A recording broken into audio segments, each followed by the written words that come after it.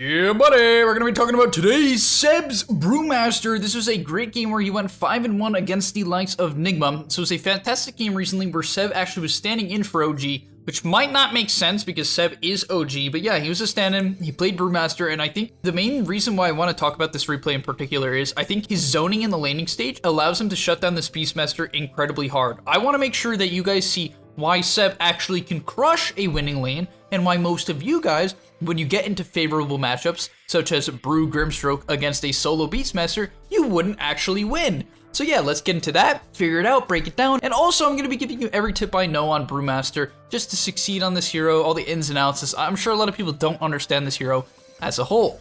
So yeah, if you're excited for this Brewmaster guide, as always guys, if you could like and subscribe to help our channel grow, I would appreciate it, yeah, just, a simple click of the like button is all I ask. And I know I ask every single time, but it's all I'm asking.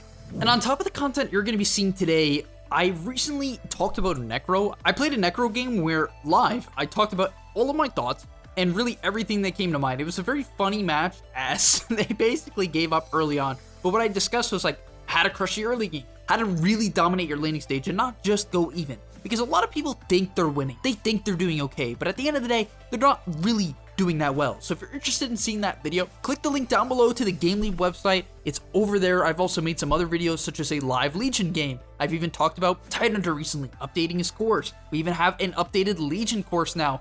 And so there's so many things to check out on the gameleap website. Super cheap, a lot of time on our hands, I'm sure right now because of the quarantine that I am also going through.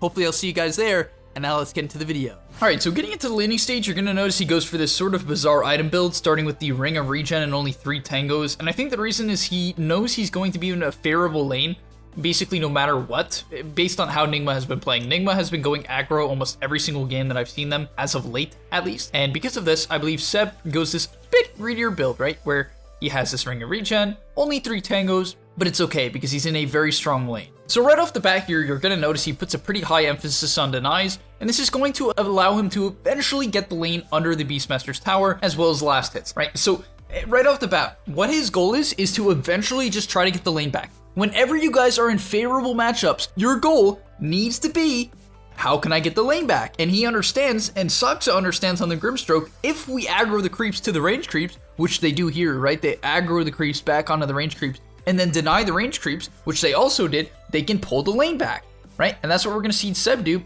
in a second, right? So he brings the lane back a little bit with the creeps, and now they can lane here. And now because of this, I really want you to see the general positioning of Ceb. So they both have a level 2 advantage here, right? Level 2 to one level 2 hero. Of course, they're going to be stronger. And because of this, they immediately go on the boar. This might seem pretty crazy, but yeah, they no joke go on the boar, and mind controls the beast, so he denies it. But that's really what I want you to pay attention to. They instantly synergize to get rid of the defensive option of the Beastmaster, which is his boar. On top of that, they then follow it up with bringing the wave back, right? They bring it as far back as possible, and eventually when they hit their level 3 timing, this lane will become impossible for the Beastmaster. And what I want you guys to understand is that when you have a dual lane, and you have 2 level 2 heroes, you don't have that much kill potential. Like, there are some lanes in which you do, right? There are some lanes in which you do, but for the most part, when you can start really like full to zeroing people is when you hit level 3. That's been a big thing that I've noticed as of late. I mean, if we look at the Grimstroke, the Ink Spell literally doubles in damage and stun duration, right? It also goes up in Ink Tendril damage, and on top of that, Brew Slow becomes quite a bit better, right? Almost doubling in damage and going up 10% in the slow, as well as the fact that you just straight up have more right-click damage, and people, even let's say the Beastmaster hits level 3, he's not going to be much more tankier. And this is where things begin to get spicy. So obviously, he's always keeping the lane back by prioritizing denies. You're going to notice he's not chasing the Beastmaster around. He's also not aggroing the creeps, right? Simply just keeping the lane back by constantly denying up the creeps. And now this is where he's going to start posturing aggressively. You notice how he instantly starts walking past the wave here. Now he doesn't click on the Beastmaster, because if he did, he would aggro all the creeps and therefore push the lane. But he's always looking to walk up when needed. Anytime the Beastmaster shows himself a little bit forward, Ceb is going to walk up, right? So same pattern here. This is how you crush a good lane. You focus on denies, right? Gets every single deny, 10 in total here. And then if the Beastmaster walks forward, he'll present the option of him going, right? He'll present the option, and you're going to see that again here. You see how he takes that little loop around? He's always pushing mind control backwards. And this might seem weird, but he's giving himself the option to pressure him if needed, right? Looping back and forth, even behind the range creep here, just to threaten the pressure. And now, of course, you can see the Beastmaster is literally standing all the way back here, guys. But I want you to think about your pubs, okay? I want you to think about them. When you have 2 level 3 heroes, do you think people literally stand this far back to avoid dying? Absolutely not. Absolutely not. So what does that mean? It means that basically anytime you have 2 level 3 heroes in lane, even if it's a dual lane versus a dual lane, you can make a kill attempt. Right, you can straight up make a kill attempt. So next time you hit level 3 on 2 heroes, or even if it's level 2 and you just want to get some harass damage in, that's fine. Go! Because odds are, if this is a 2k, 3k MMR pub, the Beastmaster is going to stand right here. He's literally going to be on top of the brew. All he has to do then is Cinder Brew, Thunderclap, Inkswell, Q. It's basically a dead Beastmaster, if not at least 3/4 of his HP, which is going to win you the lane later on. And just look at these next 10 seconds here. So the Beastmaster is obviously going to try to pull creep aggro. Like in these high MMR games, this is the only way for the Beastmaster to get any sort of CS.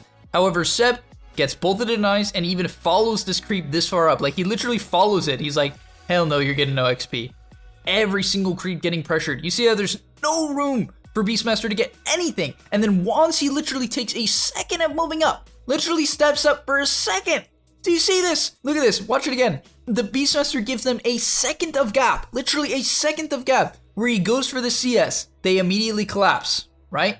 They go. Do you see what I'm saying, guys? They get these 0.5 second gaps and they blow them up. They literally give them no time to react. And that's the thing. Are you taking advantage of the gaps that you're probably getting 3 to 4 times in a game? Probably not. Now, they don't kill him, but it doesn't matter because now he's like 2 HP, right? And what is he gonna do now? What's this guy's play? No regen, 61 health. What's his play, right? What's his play? Absolutely nothing. He just has to stand around and sap some XP. Hope he doesn't get denied. And now eventually the Beastmaster is able to obviously ship out a bit of regen, but it's way too late. You're gonna notice that now the Brewmaster, because he has 16 denies and 34 CS in 5 minutes and 20 seconds, he is 1.5k net worth above the Beastmaster. And this is how you actually have enough impact in the laning stage to the point where even if you made a mid-game mistake, or even if you wanted to roam, you can, and it wouldn't punish you that hard, right? Like, you're gonna be able to win that fight. You're gonna be able to win that extra fight that maybe you would have lost. It's such a big difference, and people just don't care enough about these small things, and it's the reason why they either don't crush the lanes or they don't understand why they're not getting better. Because now, even though it's 5 minutes and 55 seconds in, he's still gonna use the same concepts, right? He's still gonna continue to deny a million creeps every single time. Continue to apply a lot of pressure onto the Beastmaster, and I see a lot of people, once it goes past like the 5 minute mark or even the 3 minute mark for a lot of players, they just stop denying creeps. They're like, oh yeah, that's an early laning stage thing. I'm not gonna keep doing that. No, that's ridiculous. No, you can deny creeps until the end of the game. And now here he makes his first rotation. Basically, why is this a good rotation, guys? If you've been watching my videos for long enough, you should understand why I like this rotation, and I'm glad he didn't rotate before this. Number 1, he's level 6, which makes his rotation a lot more effective. Number 2, they are diving. Now, of course, as I said, this is Nigma, so they react properly, and Miracle instantly backs when he sees the TP, but in your average pub, this Nature's Prophet is going to be like, oh my god, the cuddle is so low, we gotta kill him. and he's going to overcommit, free kill. Right? So always, if you want to know how to look for ganks, how to counter gank properly, look for dives. If you're winning your lane, look for dives and continue farming. That's the best way to keep your net worth lead as high as possible and gank effectively. Now, they don't end up getting the kills here. He at least helps deal with the pressure, and I really like the idea there. On top of that, you're gonna notice how he doesn't just stay top and try to keep killing people, right? You see that? You see how he doesn't just like dilly-dally around top? He doesn't just like chill. He's like, oh, you know, I'm just gonna spend the next 20 minutes running around top trying to kill this Nyx assassin. No, he goes back to the bottom lane, actually look to wrap on the Nature's Prophet. I think he got scouted out and goes back to farming, right? When you make your kill attempt and you blow your long cooldowns, do not keep fighting. Reset. Wait, just wait. Wait, why do you guys always fight without cooldowns? It doesn't make any sense. Play around your major spikes on heroes like Brewmaster that literally quadruple their power if they have their ultimate. Moving on from there, he's also not rushing a Blink Dagger, which I can't stress enough how much I like. I don't know, I kind of despise when people rush Blink Dagger on heroes like this, because while it can be good some games, it definitely has its games where it's alright.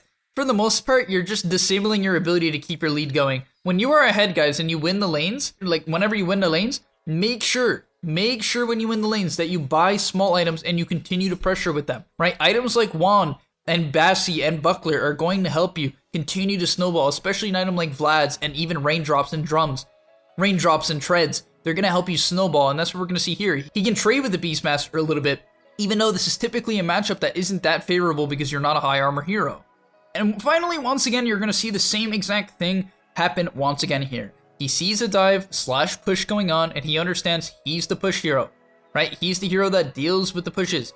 And now, because of that, he's going to look for the Beastmaster who has no TP, which they know. This guy has no TP, so he has to be stuck in the trees. And unfortunately, they don't actually end up getting the kill. And this happens twice now. But you guys might be like, well, Speed, isn't this just a terrible play? He hasn't gotten any kills based on the rotations.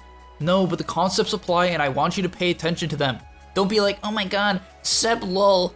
Like, no, be the player who actually learns from these type of things. Like, oh, he's rotating based on the same thing every single time. Maybe I should do that too. Yes, you should. Yes, you should.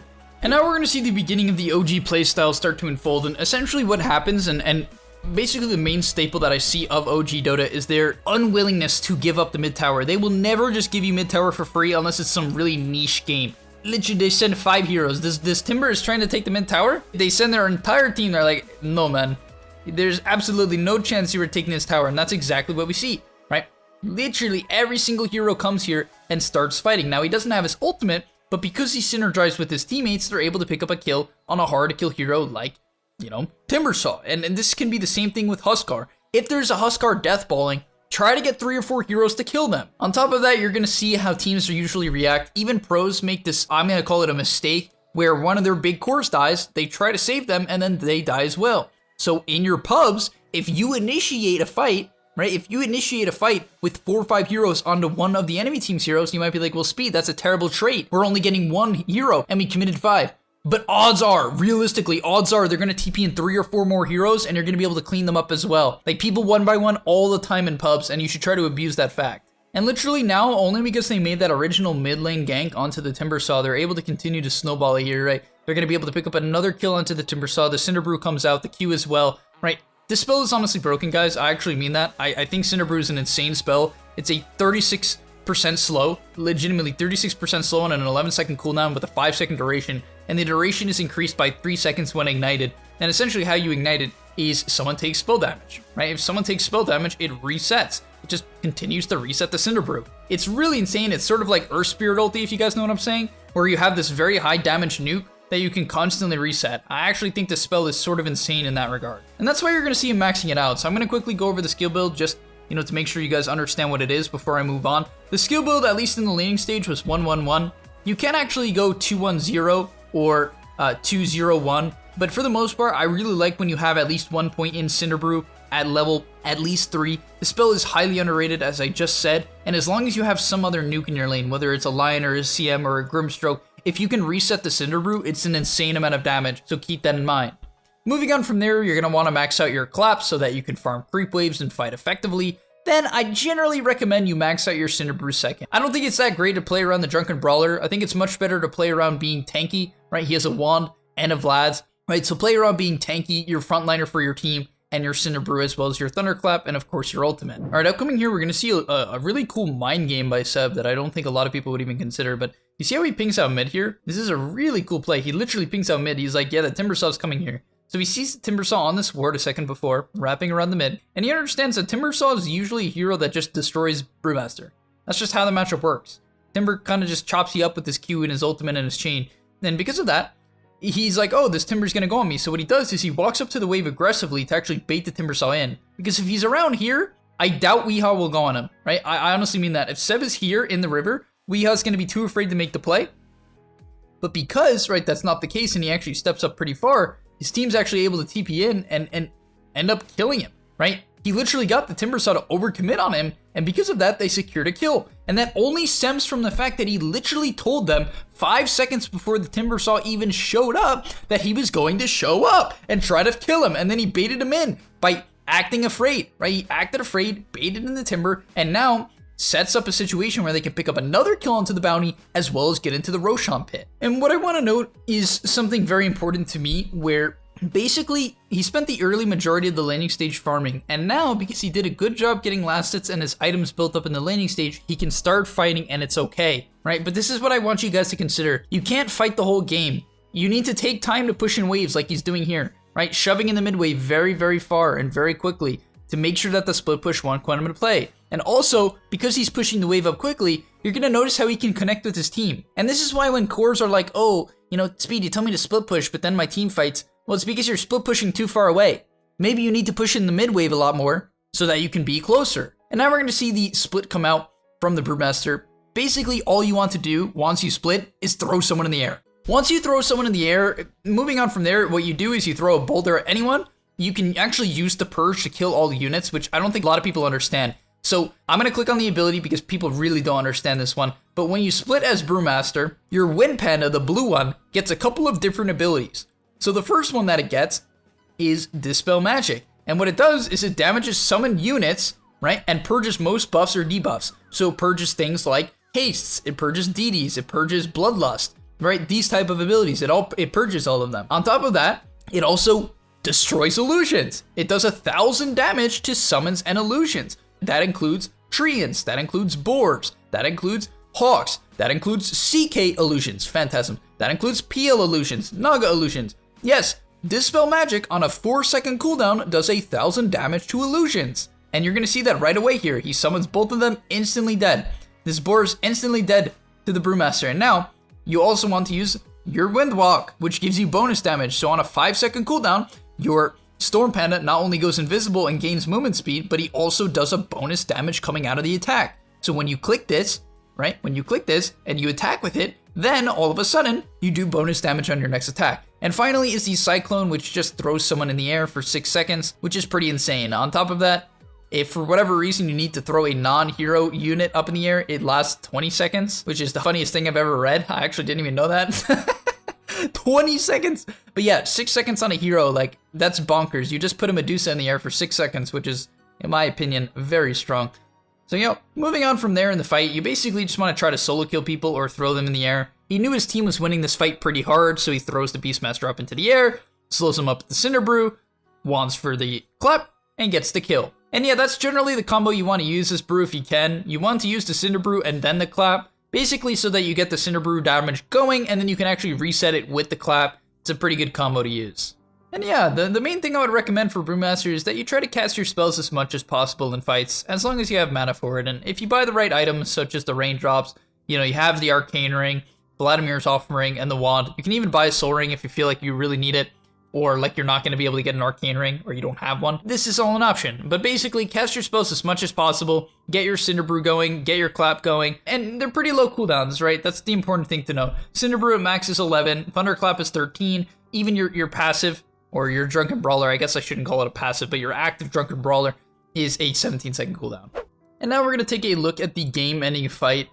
And yeah, at this point, I really like his item build. Some games you might actually need to go a BKB if you feel like they can either chain stun you, or you can even go a pipe, right? The reason why he's not going pipe this game is because it's basically useless, right? There's almost no magical damage. Sure, there's the Prophet ulti, but all of Timber's stuff is basically pure, right? Every single spell is pure. Nyx, it's not enough magical damage, and you don't care that much about Shuriken. So essentially all I'm saying is that it's not a good pipe game, so he does not build a pipe. He instead, you know, itemizes for the fact that the enemy team is all physical damage. But for the most part, the most common items are pipe and the AC. You're generally an aura builder, so you want the Vlads, drums, Helm of the Dom. Like, all these items are pretty good on Brewmaster if it's the right game.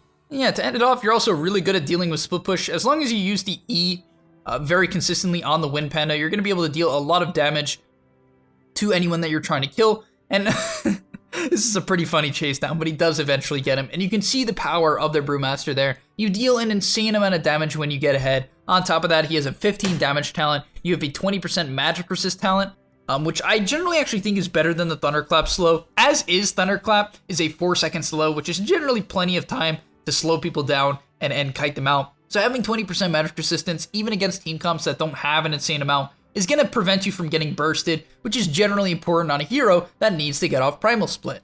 And on top of that, I generally recommend if you're doing well, right, if you're having a god game and you're not buying like a ton of auras, right, you have an AC like this and you have treads, to go the 100 attack speed, because then you're going to be able to crit people to the ends of the earth.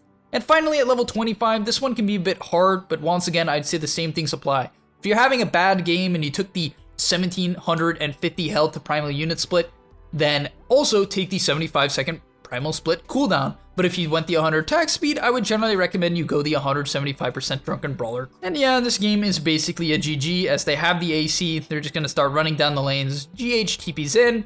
He turns on the crit and he's going to start hitting him for like 500 damage a pop. Literally 522, 3 right clicks. That's like 1500 damage. That's some quick math from your boy. But you can see, you can really just hardcore frontline with all this physical resistance on top of your Vlads with your 1 and your 20 magic resistance talent. You're just going to be super tanky. They synergize their damage. They burst down the Timber Saw. 500 crit, 500 crit, 500 crit. And it's absolutely GG. But thank you guys for watching this Brewmaster guide as well as Seb's gameplay. I think there's a lot of great concepts that you guys should be copying here. And please don't tell yourself, oh, I'm in Herald, I'm in Guardian, I'm in Crusader. None of this applies. That is absolutely the most false thing I've ever heard. If anything, if you apply these concepts in your game properly over and over again, you will guaranteed win. Like, if you do everything he did this game properly and you copy it to a T, I guarantee you'll win. But thank you guys for watching. I'll see you in the next one, and peace. And hey guys, remember, before you end this video, in the link down below, I've been playing a lot of live games where I talk about my thoughts in real time in the middle of a Dota match. So if you want to get in the head of a pro player, click the link down below to the gameleap website. Super cheap right now, right? Like, and I'm doing this a ton. We all have time on our hands. I have time to make content. You guys probably have time to enjoy and learn Dota, get better at the game. So yeah, if that combo works for you, click the link down below, and I'll see you there.